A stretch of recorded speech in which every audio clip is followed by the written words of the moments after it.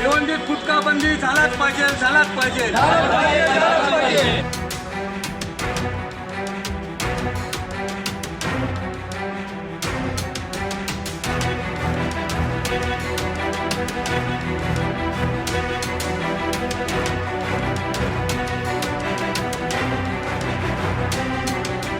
तर काय सांगणार हा जो प्रकार आता तुम्ही घडवला किंवा आधी जो कोकिंग बद्दल जो रोष आणि अशा पद्धतीने जो रोष व्यक्त केला काय सांगणार? काय सांगणार म्हणजे सांगासारखं राहिलं काय. आज तुमच्या माध्यमातून एवढ्या गोष्टी उजागर होत आहेत.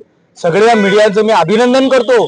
आज 1700 कोटीचं कोकीन, 800 कोटीचं एटीएस येते गुजरातवरून, ती कारवाई करून जाते एमडीची. बाहेरून येऊन ट्रकच्या ट्रक हा गुटखा भिवंडी शहरात येतो. हा कोणाच्या संगमताने येतो आणि याला कोण जबाबदार आहे? इथले लोकप्रतिनिधी विधानसभेत विचारतात की आमच्या इकडे गुटखे ट्रक भरून भरून येतात, त्याच्यावर करणार काय? आज मुख्यमंत्र्यांनी आश्वासन दिलं, त्याच्यानंतर सुद्धा 15 दिवसानंतर मोठ्या पद्धतीने गुटखा भिवंडी शहरात आणि भिवंडीतनं पूर्ण महाराष्ट्रभर सप्लाय केला जातोय. मी त्या गोष्टीचा जाहीर निषेध करतो. आज आत्ताच झालेली घटना, डम्पिंग ग्राउंडला महापालिकेच्या 64 कोटीचा गुटखा हा वरच्यावर 64 लाखाचा गुटखा हा वरच्यावरती बुजवून काही 1-2 कर्मचारी, पोलीस कर्मचारी यांच्या संगमताने गुटखा माफिया यांनी रात्री तो उकरून घेऊन जाण्याचा प्रयत्न केला आणि काही घेऊन गेले. थोडासा माल उरला तेव्हा गाववाल्यांनी बाजूबाजूला बघितलं, त्यांना चांगला चोप दिला, ते पळाले. आज पण ती गाडी तिथे उभी आहे. आज त्या गाडीच्या बद्दल किंवा त्या कारवाई काय केली हे पब्लिकला आणि कोणालाच अजून काही माहित नाही. मी तरी सांगतो, डीसीपी साहेबांना सांगतो, सगळ्या प्रशासनाला सांगतो की तुम्ही पत्रकार परिषद घेऊन त्या संदर्भात खुलासा करावा, ही आमची मागणी आहे. कारण आज भिवंडी शहरात ट्रकच्या ट्रक भरून बहुतेक ट्रान्सपोर्टर, प्रत्येक ट्रान्सपोर्टर जो आहे तो गाड्याने गाड्या भरून आणतो आणि काही ठिकाणी प्रत्येक पानपट्टीवरती हा गुटखा आज पण मिळतो. मी आज गुटखा जाळला, अफीम, गांजा, चरस, गांजा आज इथेच, गुटखा इथेच. परत तुम्हाला सांगतो, आज शांतीनगरच्या हद्दीत इसूक म्हणून एवढा मोठा क्लब वाला आहे. आज तो बोलतो मला कोणीच बंद करू शकत नाही, मैं पोलीस स्टेशन चलाता हूं. असे काही क्लब वाले म्हणून हे जुर्मई कशाला? आता याच्यातनं असं होणार आहे, भिवंडी शहराला काहीतरी एक ग्रहण लागेल, गँगवॉर होण्याची परिस्थिती आहे. कारण गुटख्यांमध्ये एवढी प्रतिस्पर्धा लागलेली आहे की जो तो त्याला मार ह्याला मार असं चालू आहे.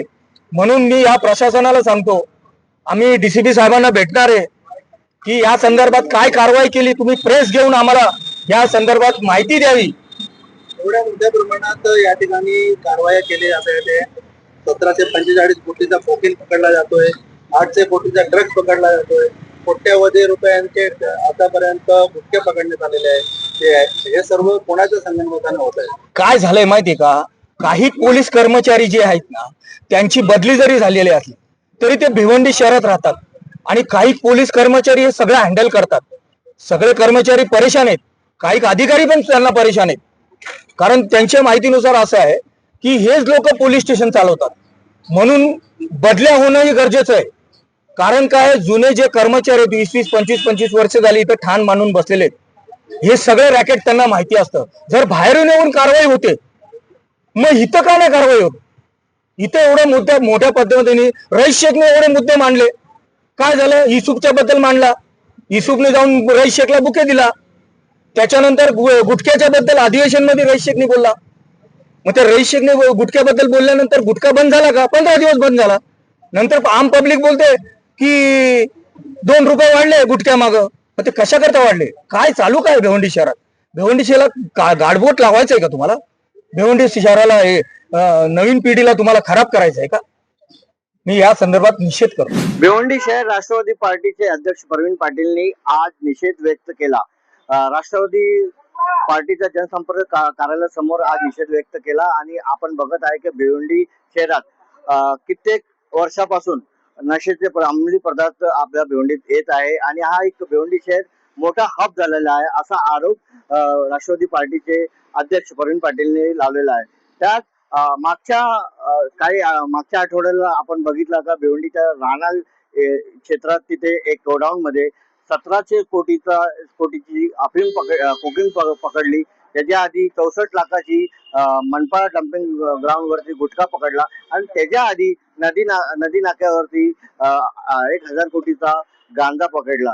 त्यांचा आरोप असा आहे का भिवंडी शहरात हा जो अंमली पदार्थ जो येतो त्याला कुठेतरी आळा बसायला पाहिजे. भिवंडी शहरात हा जो येतो त्याच्यावरती जी कारवाई होते ते गुजरात पोलीस असो, गुजरात एटीएस असो, एनसीबी असो किंवा इतर डिपार्टमेंट असो, सरकारी डिपार्टमेंट असो पोलिसांचा, ते येऊन कारवाई करतात.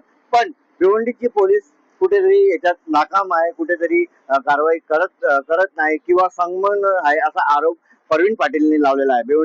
भिवंडीहून नवराष्ट्र, अमृत शर्मा.